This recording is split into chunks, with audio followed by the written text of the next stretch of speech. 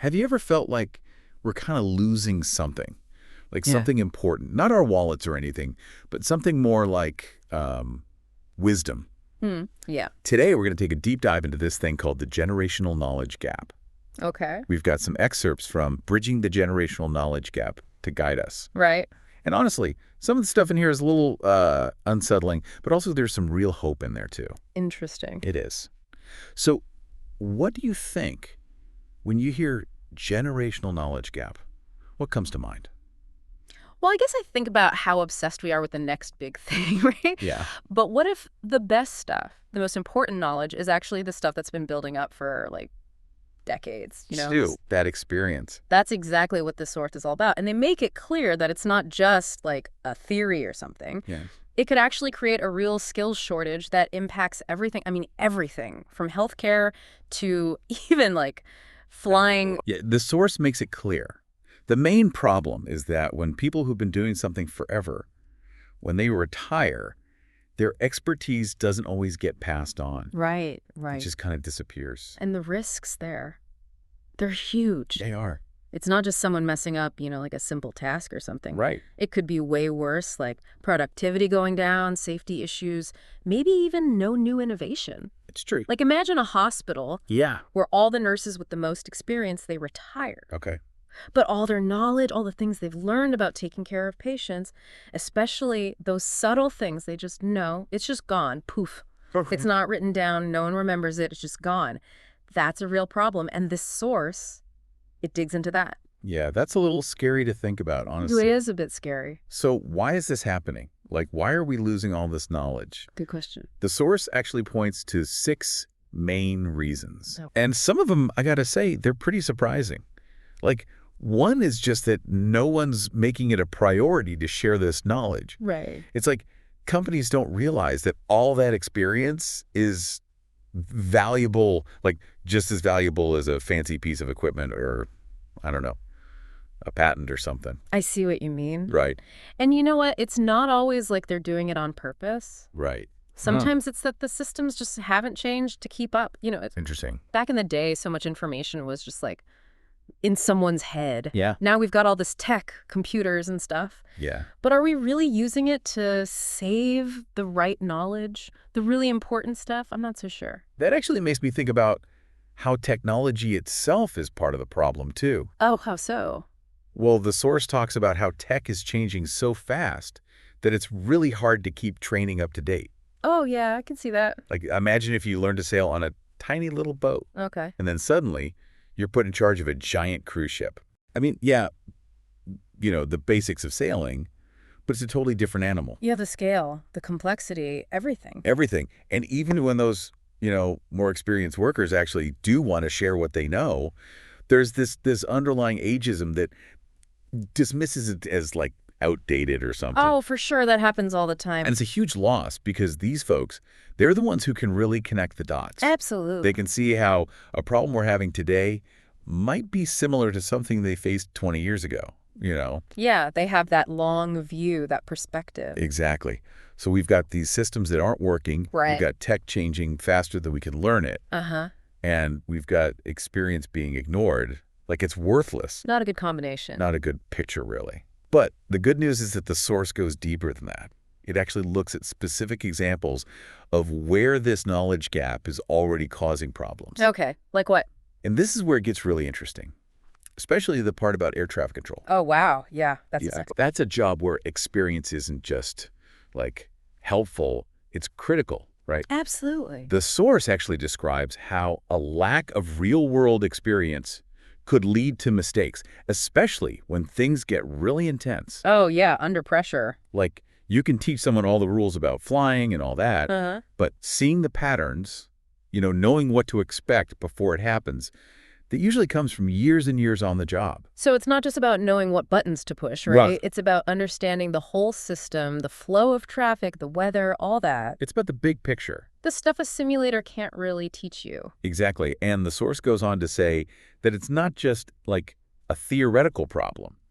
It actually cites some cases where near misses, like planes almost crashing, have been linked to a lack of experienced controllers. Wow. That's her. It's a pretty stark reminder of how important this is. Yeah, no kidding. And the source doesn't stop there. Oh. It also digs into the skilled trades, things Right. like welding and plumbing. You might think, well, those are hands-on jobs, right? Yeah. So how much knowledge can you really lose?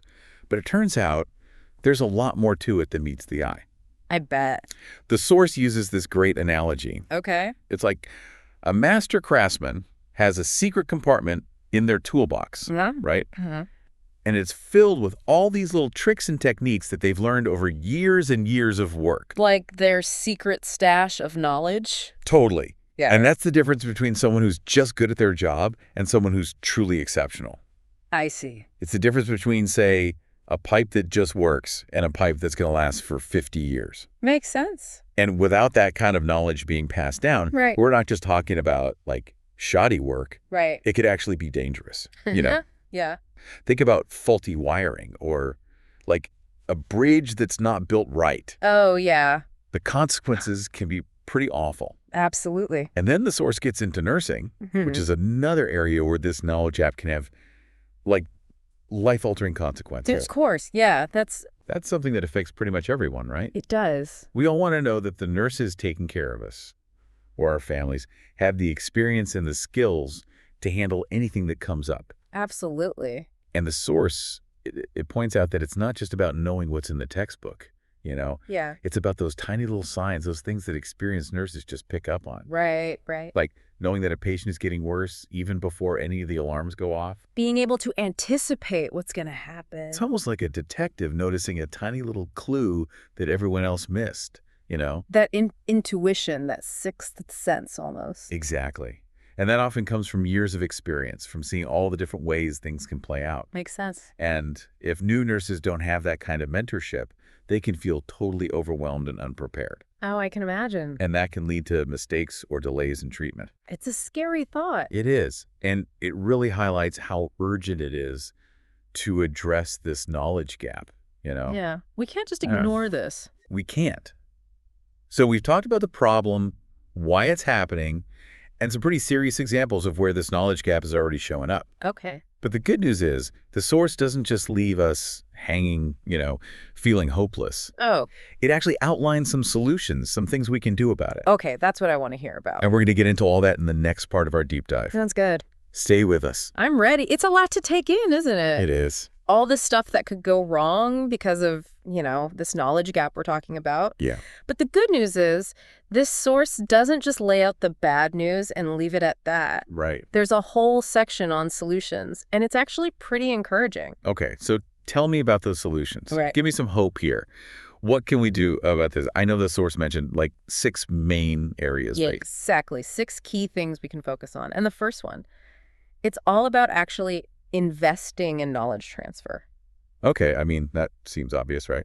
It does, but so many companies, they just don't have any real system for capturing all that expertise and making sure it gets passed on. I see what you mean. It's like, imagine a library full of amazing books, right? Yeah, But no one's ever taught you how to read. you're just surrounded by knowledge, but you can't access it. Exactly. So the question is, how do we actually build those systems? Yeah. You know, what does that look like in a real company or organization? Right, how do you actually do it? Well, one big thing is mentorship programs, Oh, yeah. like pairing up senior employees with newer ones, Makes sense. not just to teach them specific skills, Right. but to pass on that deeper understanding that you can only get from experience, you know? Yeah, like those unwritten rules are those things you just kind of pick up over time. Exactly. And think about a field like air traffic control. Oh, yeah, that's a perfect example. Right. You need both the book smarts and that gut instinct. That feeling of, I've seen this before. Exactly. And mentorship can help with that. But it's not just about one-on-one mentoring either. What else? The source talks about online knowledge bases, Okay. like almost like an internal Wikipedia for a company, Interesting. where people can add their insights, tips, all that stuff. So it's like a central repository of knowledge. Right. Imagine a new nurse just starting out, and they need info on, say, how to spot signs of sepsis in an elderly patient. Okay. They can just search in this knowledge base and find, like, a collection of advice from nurses who've been doing this for decades. Wow, that's amazing. Right. It's like having all those experienced mentors right at your fingertips. That's a game changer. It is.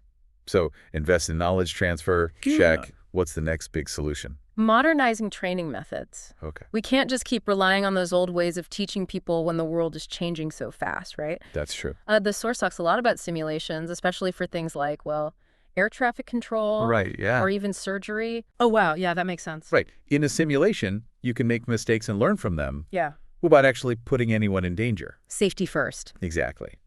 And beyond simulations, there's also this push for more interactive training, engaging stuff, What? Think like online tutorials, games, even virtual reality stuff that can put you right in the middle of a real-world situation. It's like taking all those video game skills and putting them to good use. Exactly. So we've got investing in knowledge transfer, Yeah. modernizing how we train people. Okay. What's next? What else do we need to do?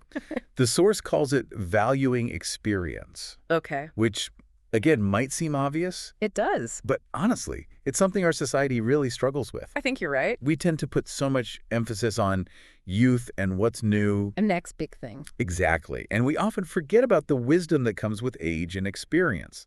There's that saying, the only source of knowledge is experience. Right. But sometimes it feels like we're pushing experience aside, like it's not important anymore. Like it's outdated or something. Exactly. And the source argues that this attitude, this devaluing of experience, it's a huge part of why we have this knowledge gap in the first place. Makes sense. Companies need to create cultures where older workers are respected and appreciated, not just tolerated.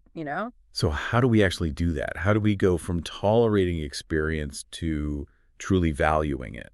Well, one thing the source mentions is phased retirement. Okay. So instead of just working full time and then suddenly stopping, Right. older workers can gradually reduce their hours I like that. and use that time to mentor their replacements. It's a win-win. Right. Exactly. The company keeps all that valuable knowledge, Yeah. and the employee gets a smoother transition into retirement. It just makes so much sense. It does. It's about recognizing that people don't suddenly become useless when they hit a certain age. Right. They still have so much to offer, especially in terms of guidance and mentorship. Absolutely. And it's not just about keeping older workers around longer either. Right. It's about creating opportunities for them to share what they know even after they've retired. Oh, I like that. Like maybe they could be consultants or something. Exactly. They can come in on a project basis, offer their expertise, help solve specific problems. That's a great way to tap into that institutional knowledge that could be lost otherwise. It is. So we've got investing in knowledge transfer, Okay. modernizing training, Yeah. valuing experience, Check. What's next on the list? strengthening partnerships between education and the working world. Okay. It's about closing that gap between what's taught in schools and what employers actually need. Right. Like making sure that what you learn in the classroom is actually relevant to getting a job. Exactly. The source suggests more internships, apprenticeships, those kinds of hands-on learning experiences. So you can see how what you're learning applies in the real world. Right. It's like that saying, experience is the best teacher. But sometimes you need a little help to connect the dots. To see how those classroom lessons translate into actual skill. Exactly. And when schools and businesses work together, everyone benefits. Schools can make sure they're teaching the right stuff, and employers get access to a pool of talent that's ready to hit the ground running. Another win-win. It is. Okay, so far we've got investing in knowledge transfer, modernizing training, valuing experience, and strengthening those education partnerships. Okay, I'm keeping track. What's next? Promoting STEM education. Oh, right. Science, technology, engineering, math, all that. Exactly. And this is crucial because so many of the fields facing the biggest knowledge gaps are STEM fields. Like engineering, healthcare, technology, all Yeah, that. exactly. We need to make sure we have enough qualified people to fill those roles as older generations retire. Makes sense. We need people to step up and take over. We do. But it's not just about numbers. Or else. The source emphasizes the need for more diversity in STEM fields. Oh, yeah, for sure. We need more women, more people of color, more people from all different backgrounds. So the next generation of scientists and engineers and doctors and all that, they actually reflect the diversity of our society. Exactly. And that diversity brings new ideas, new ways of solving problems. It's essential. It's like if everyone comes from the same background, you're going to miss out on a lot of perspectives. Exactly. And it all starts with education. Okay. We need to get kids excited about STEM early on. Make it fun. Make it interesting. Right. Show them that these fields aren't just about equations and formulas. They're about solving real-world problems. Yeah, problems that affect all of us. Exactly. Okay, so far we've covered 5 solutions. Investing in knowledge transfer, modernizing training, valuing experience, strengthening education partnerships, and promoting STEM education. All right, 5 down. What's the final piece of the puzzle? The source calls it changing the narrative. Okay, I like that. It's about changing how we think about aging and work in our culture. So it's bigger than just individual companies or anything like that. It is. It's about changing the whole conversation. Interesting. We need to move away from this idea that older workers are obsolete or out of touch. Right. And embrace the idea that they're a valuable asset. Because they are. They are. And it's not just about being nice to older workers, you know? Right. It's about recognizing that their experience and knowledge actually brings real, tangible benefits. It makes companies better, it makes products better, it makes everything better. Exactly. It's about creating a culture where people feel comfortable sharing their expertise. Yeah, where mentorship is encouraged. Right. And where everyone, no matter their age, feels like they have something to contribute. I love that. And this is a key point. This isn't just about companies or organizations taking action. It's about all of us. It is. We all need to shift our mindset. So what can we do as individuals? What can listeners do to help change the narrative? Well, for starters, pay attention to the language we use. Try to catch yourself when you make those little ageist comments, you know? Like those jokes about, like, oh, he's too old to learn new tricks or whatever. Exactly. Those things reinforce negative stereotypes. Right. We need to be more mindful. We do. It's about recognizing that experience is valuable no matter how old you are. Yeah, someone in their 20s could be an expert in, like, social media marketing or something. Right. And someone in their 60s might have deep knowledge of a particular industry. Or a specific manufacturing process or something. Exactly. It's about valuing the unique contributions that each generation brings to the table. I like that. And it's about challenging those assumptions that equate aging with decline.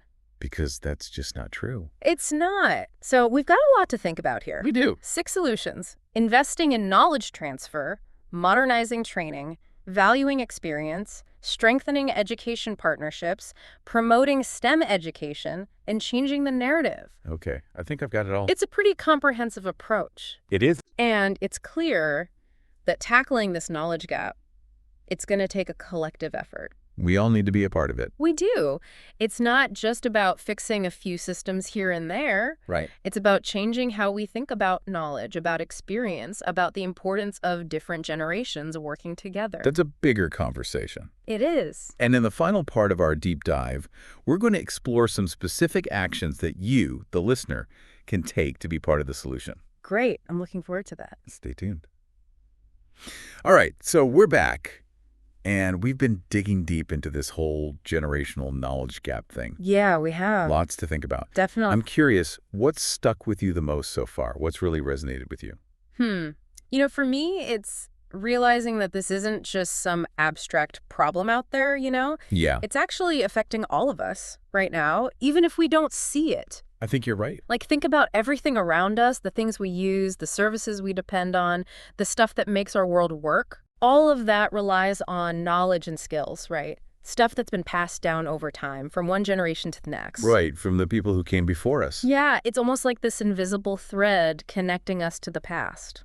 I like that. That's a good way to put it. And if that thread breaks, if we lose that connection, Yeah. we lose something really important. We do, and this source really makes it clear that this isn't just a problem for big companies or organizations to solve. Right. It's on all of us. Absolutely. We can't just sit around and wait for someone else to fix it. So true. We've got to be proactive in our own lives and in our communities. So let's talk about that. Okay. Let's talk action. What can listeners actually do?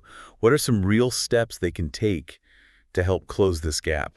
Well, the source mentions a few key things. All right, lay it on me. One of the simplest but most powerful, just be a lifelong learner. Oh, I love that. Don't just stick to your little corner of the world, you know? Right, your comfort zone. Exactly. Be curious about other things. Learn from people who have different experiences, different perspectives. It's like that saying, everyone you meet knows something you don't. Right. And it doesn't have to be formal or anything. You don't need to sign up for a class or anything. Just talk to people. Yeah. Ask questions. Listen to the answers. Really listen. Soak it all in. Yeah. And if you're in a position to mentor someone else, don't underestimate how much of a difference you can make. It's true. Even just sharing little bits of your knowledge, your experience. Little nuggets of wisdom. Yeah. It can have a huge impact down the line. It's like planting a seed, right? Exactly. And another thing you can do, be an advocate for change. How do we do that? Talk to the people around you, your coworkers, your friends, your family. Tell them about this issue. Spread the word. Yeah. The more people understand the problem, the more likely we are to actually solve it. It's about changing the culture. Right. It is. Creating a culture that values experience, that encourages people to share what they know, that recognizes how important it is for different generations to work together. So it's about more than just skills and knowledge. Right. It's about attitude. Exactly. And that brings us to our final thought for this deep dive. Okay, hit me with it. Think about this. What's something valuable, some skill or knowledge that you've learned from someone with more experience than you? Good question. And how can you make sure that same knowledge gets passed on to someone else? That's what it's all about, right? Yeah, it is. Passing it on. Keeping that thread going. It's not just about preserving the past. It's about building a better future for all of us. And that's a future worth fighting for. So thanks for joining us for this deep dive into the generational knowledge gap. We hope you learned something, and we hope you'll join us next time for another fascinating conversation. This is DigitView.